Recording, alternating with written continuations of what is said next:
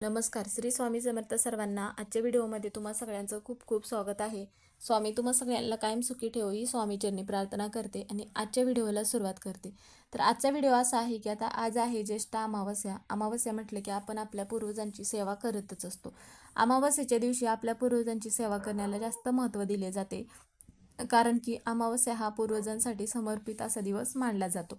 आपले पूर्वज जे आहेत तर आपल्याला चांगला आशीर्वाद द्यावा. आपल्या पूर्वजांचा आशीर्वाद जर आपल्याला चांगला मिळाला तर आपल्या 3 पिढ्यांचा जो पितृदोष आहे तर तो आपल्याला नष्ट होत असतो. असे नाही की फक्त 3 पिढ्यांचाच पितृदोष नष्ट होईल, तर त्यासाठी आपल्याला काही सेवा उपाय करणे हे पण तेवढेच गरजेचं आहे. आपल्या घरामध्ये आपल्या पितरांची सेवा जर आपल्याकडून घडत नसतील तर तेव्हा आपल्याला मग पितृदोष हा लागत असतो. घरामध्ये सतत अडचणी येत असतात किंवा घरामध्ये एखादी व्यक्ती सतत आजारी असते, मुलामुलींचे विवाह जुळून येत नसतात. या सगळ्या ज्या गोष्टी आहेत तर पितृदोष असल्यानंतर पण या सगळ्या गोष्टी घरामध्ये घडत असतात. त्यावेळेस मग आपल्याला ह्या गोष्टी समजत नाही. आपण इतर ज्या सेवा आहेत तर त्या सेवा करत असतो. असे नाही की आपण देवांच्या सेवा करायच्या नाही, फक्त पूर्वजांच्या सेवा करायच्या का, तर नाही. देवांच्या पण सेवा करण्याबरोबरच सगळ्यात अगोदर आपले पूर्वज जर आपल्यावरती तृप्त असतील, त्यांचा आशीर्वाद जर आपल्याला चांगला असेल किंवा आपले पूर्वज तृप्त झाल्यानंतर जेव्हा आशीर्वाद देत असतात त्यावेळेस आपल्या घराला कोणतेही दोष हे लागत नाही. त्यासाठीच मग आपल्याला काय करायचं आहे, अमावस्या हा महत्त्वाचा दिवस मानल्यामुळे काळे तीळ जे आहेत तर ते आपल्याला अर्पण करायचं आहे.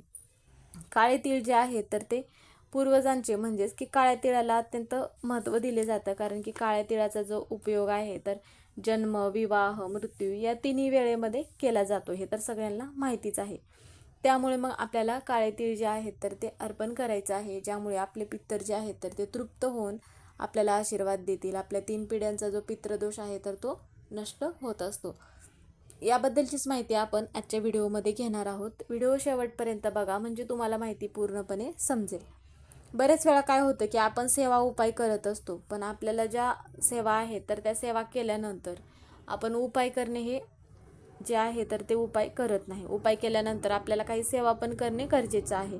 ज्यावेळेस आपण दोन्ही या गोष्टी करत असतो त्यावेळेस आपल्या घरातील ज्या समस्या आहेत तर त्या दूर होत असतात. आता तिळाचा जो संबंध आहे तर तो शनिदेवांना प्रसन्न करण्यासाठी, त्याचप्रमाणे पितरांना प्रसन्न करण्यासाठी हा काळे तीळ जे आहे तर ते वापरले जात असतात. आता काळे तीळ जो आहे तर आपल्या पितरांचा आहार मानला जातो.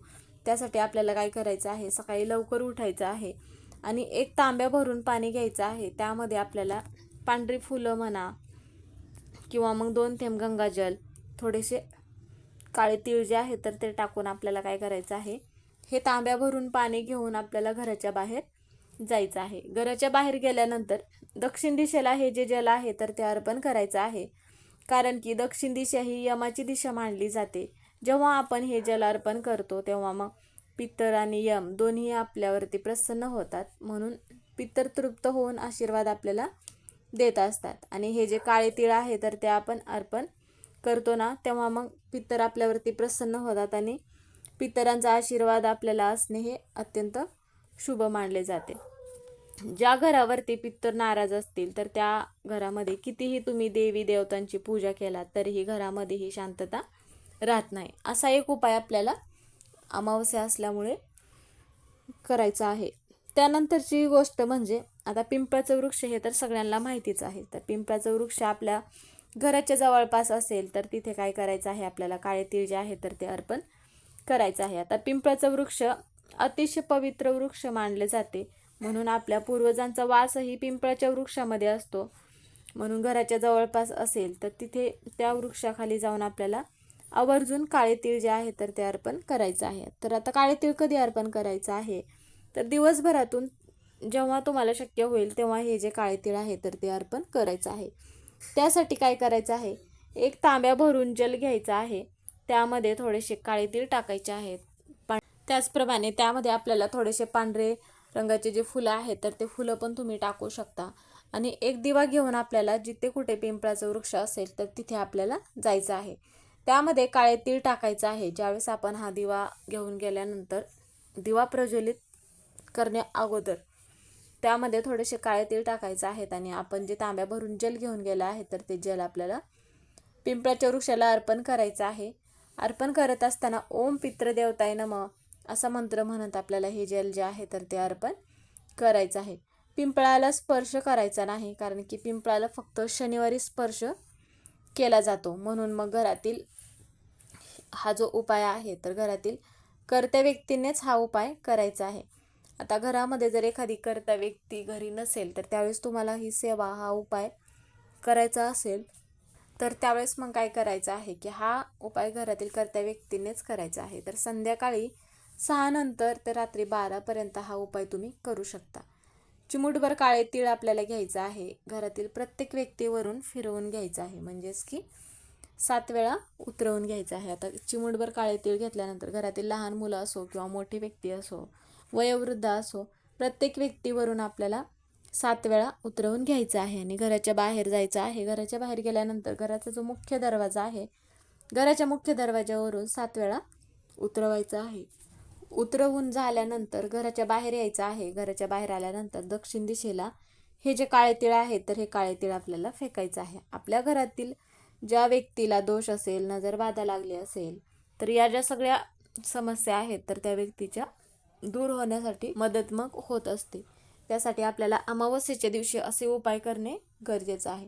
त्याचबरोबर अजून एक आपल्याला उपाय करायचा आहे. आता तुमच्या घराच्या जवळपास एखादी वाहती नदी असेल किंवा मग एखादं तीर्थक्षेत्र असेल तर तिथे जायचं आहे आपल्याला. तिथे जात असताना आपल्याला काय करायचं आहे, मूठभर काळे तीळ आपल्याला घेऊन जायचं आहे. तिथे गेल्यानंतर हे जे मूठभर काळे तीळ आहे तर त्या पाण्यामध्ये म्हणा आपल्याला विसर्जित करायचं आहे. जर पितर पाण्याच्या ठिकाणी वास करत असतील, आता हे तर सगळ्यांना माहितीच आहे की पूर्वजांचा वास जो आहे तर पाण्याच्या ठिकाणी वास हा असतो, म्हणून तिथे आपल्याला काळे तीळ जे आहेत तर ते अर्पण करायचं आहे. काळे तीळ अर्पण केल्यामुळे आपल्या घराची प्रगती होते, घरातील दुःख दारिद्र्य नष्ट होतात आणि सगळ्या समस्या ज्या आहेत तर त्या दूर होत असतात. म्हणून तुमच्या घरामध्ये पण ज्या पण काही समस्या असतील तर त्यासाठी मग आपल्याला काय करायचं आहे, असा काळ्या तिळांचा जो उपाय आहे तर तो उपाय करायचा आहे. उपाय करण्याबरोबरच आपल्या पूर्वजांचं स्मरण करणे पण तेवढेच महत्त्वाचं आहे. आता स्मरण करणे म्हणजे नक्की काय करणे, घरी आल्यानंतर म्हणजे ह्या सगळ्या सेवा करून झाल्यानंतर हे सगळे जे उपाय आहेत तर हे करून झाल्यानंतर देवघरापुढे बसायचं आहे आणि दक्षिण दिशा जी आहे तर किंवा मग तुमच्या घरी पूर्वजांचा फोटो असेल तर तुम्ही फोटो पुढं बसू शकता आणि त्या फोटो पुढं म्हणा किंवा देवघरापुढं एक दिवा प्रज्वलित करायचा आहे. ज्या दिव्याचं तोंड दक्षिण दिशेकडे असेल, कारण की दक्षिण दिशा ही पूर्वजांची दिशा मानली जाते, त्यामुळे दक्षिण दिशेकडे तोंड करून हा दिवा प्रज्वलित करायचा आहे. दिवा प्रज्वलित केल्यानंतर तुमच्या पूर्वजांचं जे नाव आहे तर ते नाव घेऊन स्मरण करायचं आहे. किंवा मग नाव माहिती नसेल तर ओम पितृदेवताय नमः असा मंत्र म्हणून पण स्मरण केलात तरीही चालेल. तर असे जे हे काही उपाय आहेत तर हे उपाय केल्यामुळे आपल्या घरातील ज्या समस्या आहेत पितृदोषाच्या तर त्या समस्या दूर होत असतात आणि आपले पूर्वज जे आहेत तर ते तृप्त होऊन आपल्याला चांगला आशीर्वाद देत असतात.